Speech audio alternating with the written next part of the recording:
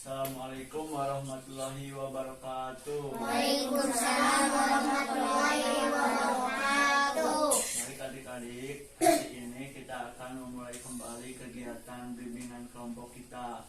Sebelum ke kegiatan, saya mau tanya dulu, apa kabar hari ini adik-adik? Baik. Alhamdulillah. Nah, tentunya agar kita fokus untuk mengikuti kegiatan, kita akan awali kegiatan bimbingan kelompok ini dengan sebuah permainan. Permainannya hampir sama dengan yang minggu kemarin, tapi bedanya kalau misalkan saya bilang pegang hidung, coba pegang hidung. Nah, kalau misalkan saya bilang pegang telinga, nah sambil lihat di sini ya, itu pegang telinga.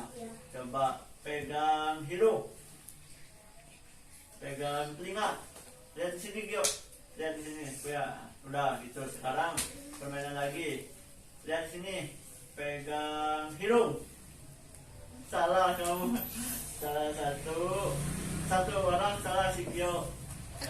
Coba hukumannya adalah memperkenalkan diri, umur, dan sekolah. Coba nama siapa? Umurnya 7 tahun. Sekolahnya di SD FI. Oke, nah kita lanjutkan ke kegiatannya ya. Ada yang masih inget gak minggu kemarin tentang apa? Hobi, cita-cita. Hobi, cita-cita, dan satu lagi komunikasi. Nah, kalau misalkan 3 minggu kebelakang itu membahas tentang pribadi, sosial, dan karir. Kalau misalkan minggu ini atau pertemuan kali ini kita akan membahas tentang bimbingan kelompok bidang belajar. Jadi nanti teman-teman saya akan menjelaskan tentang bagaimana meningkatkan motivasi atau semangat belajar. Sebelumnya ada yang tahu gak belajar itu apa, di mana, dan sama siapa? Belajar itu di sekolah sama guru. Nah, terus yang lain? Ada, berarti cuman Rapi yang tahu. Jadi kurang lebih seperti itu jawabannya ya. Kalau misalkan secara umumnya belajar itu bukan hanya di sekolah, dimanapun, kapanpun, dan dengan siapapun. Tapi lebih spesifik lagi, pada hari ini kita akan membahas tentang belajar, bagaimana cara kita meningkatkan semangat belajar. Nah, langsung saja kita ke pembahasannya ya. Yang pertama, untuk meningkatkan semangat belajar itu menghilangkan distraksi. Ada yang tahu gak distraksi apa? Nggak tahu. Distraksi itu adalah gangguan. Kalau misalkan kita sedang belajar nih, terus di lingkungan kita, di sekitar kita itu ada suara-suara bising, atau di lingkungan kita itu sangat kotor.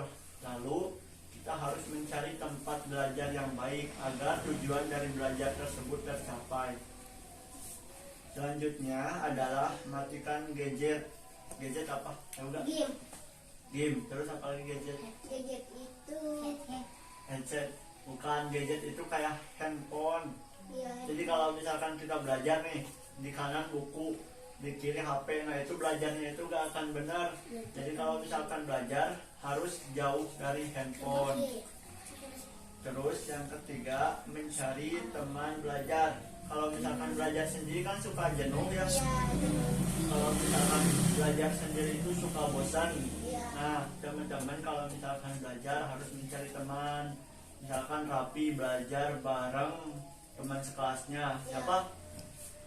teman sekelas saya Rizal, Reynaldi. sama Rizky. Nah, itu harus bareng belajarnya. Terus kalau misalkan belajar itu jangan ragu-ragu. Rapi suka nanya, besok Senin, besok sekolah nggak ya? Nah, pertanyaan seperti itu tuh harus dihilangkan. Kalau misalkan mau belajar ya berangkat aja sekolah, jangan bertanya seperti itu, jangan ragu-ragu. Tuh, selanjutnya menggunakan metode belajar yang tepat. Kalau misalkan ada yang suka belajar sambil dengerin musik, nah itu bagus, boleh. Kalau misalkan ada yang belajar bermain sambil belajar, nah itu bagus, boleh. Jadi carilah metode yang sesuai dengan diri teman-teman. dan gunakan metode tersebut untuk belajar. Selanjutnya, bergabung dengan klub studi. Ada kan namanya itu bimbingan belajar. Ada. Ada yang pernah mengikuti bimbingan belajar belum? Belum. Nah, lupa. Bimbingan belajar itu gimana? Jadi di luar dari kegiatan belajar di sekolah. Kalau misalkan belajar di sekolah kan jam 7 sampai jam 10. Ya. Setelah itu ada jam atau kelas lain, ada jam belajar lain. Dalam bimbingan belajar misalkan ada guru baru tentang matematika. Oh gitu ya. Ya. Jadi teman-teman harus mencari klub atau bimbingan belajar. Selanjutnya yang terakhir adalah istirahat yang tepat. Kalau misalkan teman-teman tadi ada 1, 2, 3, 4, 5, ada 5 kegiatan belajar, ada 5 kegiatan untuk meningkatkan motivasi belajar. Nah, yang paling penting dari kelima itu adalah ini, istirahat. Kalau misalkan teman-teman sudah merasa capek, bosan dengan mencari ilmu atau belajar, maka teman-teman harus istirahat agar nantinya pikiran teman-teman, pikiran adik-adik itu bisa fresh lagi, bisa segar lagi, bisa menerima ilmu lagi. Nah, coba di sini siapa yang suka malas belajar? Ya, satu. Terus siapa lagi? Satu aja. Kira-kira malas belajarnya karena apa? Oh, berarti yaitu, jadi ada salah satu faktor yang menyebabkan peserta didik itu malas belajar. Salah satunya adalah game. Nah, jadi solusinya itu untuk meningkatkan semangat belajar, teman-teman harus pintar memanage waktu, mengatur waktu, bagaimana cara menyisihkan waktu untuk belajar dan bermain game. Nah, selanjutnya ada lagi yang malas belajar karena apa?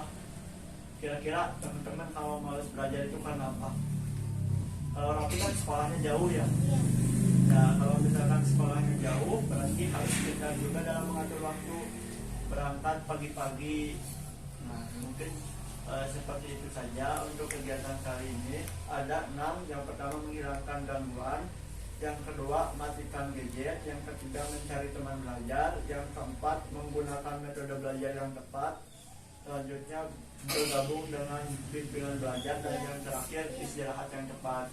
Mungkin itu saja kegiatan hari ini berkaitan dengan bagaimana untuk meningkatkan motivasi atau semangat belajar. Kesimpulannya adalah dimanapun, kapanpun, dan siapapun, belajar itu harus, dimanapun tempatnya dan kapanpun waktunya, belajar itu harus. Teman-teman jangan lupa semangat belajar ya. Iya. Itu saja untuk kegiatan hari ini. Wassalamualaikum warahmatullahi wabarakatuh. Waalaikumsalam warahmatullahi wabarakatuh.